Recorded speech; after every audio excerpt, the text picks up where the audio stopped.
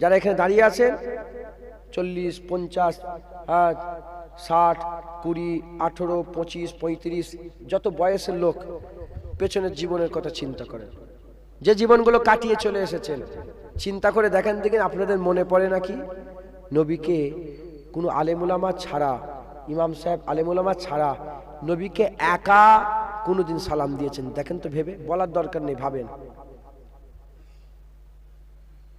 ঘরের কোনায় দাঁড়িয়ে দাঁড়িয়ে মদিনার দিকে খেয়াল করে নবীকে সালাম, মাঠের মাঝখানে দাঁড়িয়ে দাঁড়িয়ে নবীকে সালাম। চিন্তা করে দেখেন তো, চিন্তা হয়ে গেছে আপনাদের?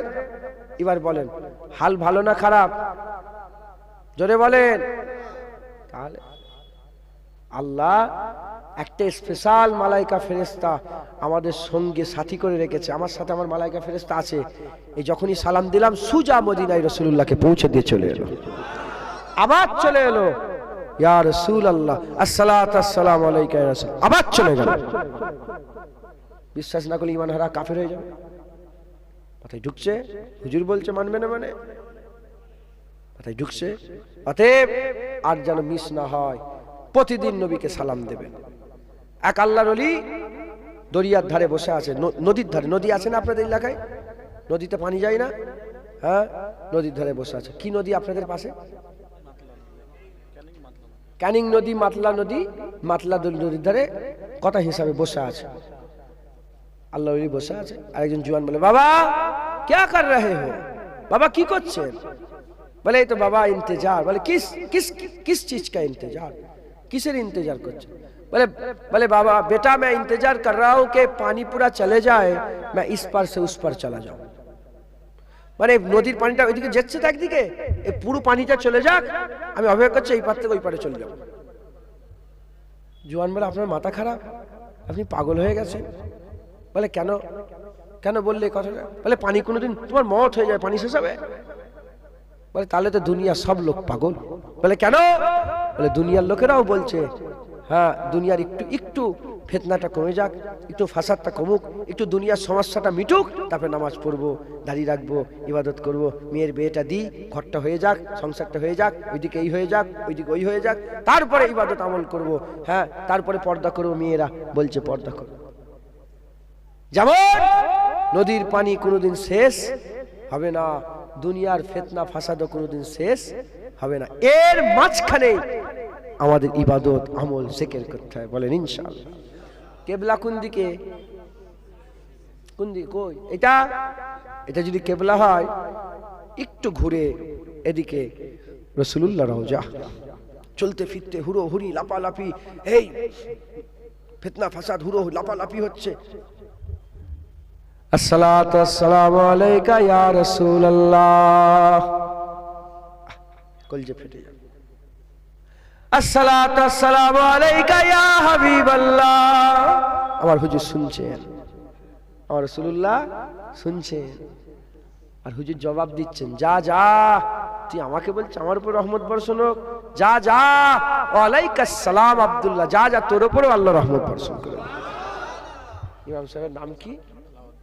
হ্যাঁ ইমাম সাহেব আলাউদ্দিন সাহেব আপনাদের এই গ্রাম থেকে বলছে আসসালাতু আসসালামু আলাইকা ইয়া রাসূলুল্লাহ। পৌঁছে গেল হুজুর উম্মতের সালাম শুধু পৌঁছাচ্ছে, বাপের নাম, তার নাম, তার বাপের নাম, দাদুর নাম, পরিচয় দিয়ে হুজুর বলল ওয়ালাইকাস সালাম ইয়া আলাউদ্দিন, যা যা আলাউদ্দিন তোর উপর আল্লাহ রহমত বর্ষণ করে দিক। বলেন রহমত হবে না, বরকত হবে না? আরে বাবা বরকতই বরকত, রহমতই রহমত, দুনিয়া আখিরাতের বেড়া পার হয়ে যাবে যদি একবার হুজুর সালামের জবাব দেয়। কবার? একবার জবাব দিলেই জীবন ধন্য হয়ে যাবে। যে হুজুরের একবার বলাতে আল্লাহ চাঁদ টুকরো করেছে, যে হুজুরের বলাতে আল্লাহ পাক ডুবে যাওয়া সূর্য উপর দিকে নিয়ে এসেছে, যে হুজুরের বলাতে দুজনের খাবার 1400 সাহাবা খেয়েছে, যে হুজুরের বলাতে এক গিলাস দুধ 40 জন সাহাবা পেট ভরে পেঁয়াজ বুঝিয়েছে। যে হুজুরের বলাতে আগুল ফাঁক করেছে, পানির ফোয়ারা বেরিয়েছে।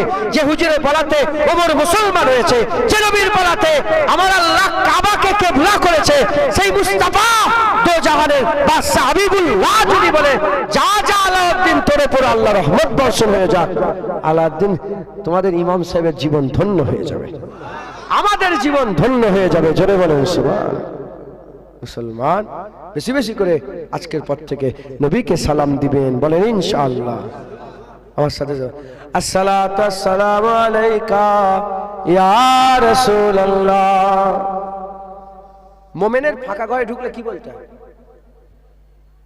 মোমেনের ফাঁকা ঘরে কেউ নেই, যে ঘরে কেউ বাস করে, মোমেনের ফাঁকা ঘরে যখন ঢুকছেন কি বলতে হয়? আসসালাতু আসসালামু আলাইকা ইয়া রাসূলুল্লাহ। মসজিদে ঢোকেন না? হ্যাঁ, আল্লাহু তাআলা আবওয়াব রাহমাতিকা বলে বিসমিল্লাহ বলে ঢুকলে পা দিয়ে ডান পা দিয়ে ঢুকেই দেখেন পুরা মসজিদ ফাঁকা, কি বলতে হয়?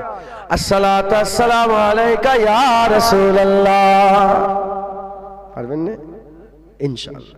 উঠতে বসতে আমার ঘরের সামনে লেখা আছে জানেন তো, প্রতিদিন আমার ঘরের সামনে একটা বোর্ড লাগানো আছে, তাতে লেখা আছে আজকে কি আপনি রাসূলুল্লাহর উপরে সালাম, দরুদ ও সালামের নজরানা পাঠ করেছেন, পেশ করেছেন, লেখা আছে। আমার যখনই নাভি চোখে পড়ে যায় সঙ্গে সঙ্গে আসসালাতু আসসালামু আলাইকা ইয়া রাসূলুল্লাহ। এই লেখাটা, লাইনটা আমি মিশর জামিয়া আজহার আমার একটা ভাতিজা পড়ে, তো ওই আমি ছিলাম ওখানে প্রায় অনেকদিন, বহুদিন ছিলাম।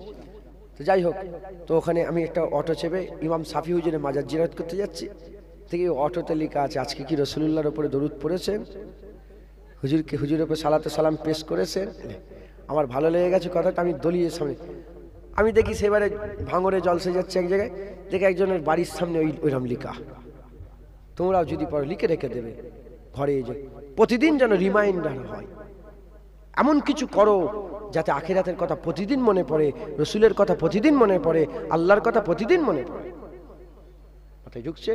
আমি একজনের বাড়িতে গিয়েছিলাম, ইউপিএসসি এক্সাম, মানে আইপিএস অফিসার হবে, এরকম বড় বড় ইউপিএসসি যে এক্সামগুলো হয় না, ডাব্লিউবিসিএস, এইসব বড় বড় এক্সাম যেগুলো, ও দেখি খুব বড় লোক বাড়ির ছিল। আমি গিয়েছিলাম ওই সেই কাথি ফাতি দিঘার দিকে, ওখানে জলসায় গিয়েছিলাম।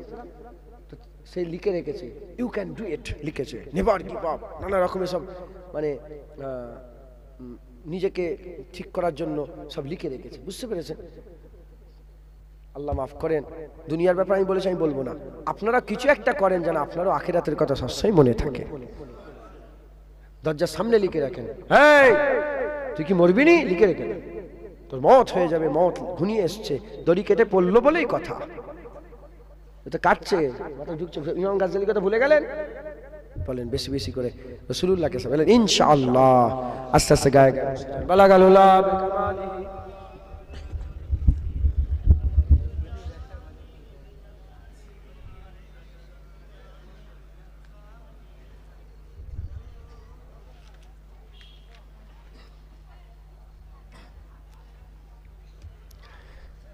রমজান মাসটা চলে এলো, কি কথা ঠিক না ভুল বলেন?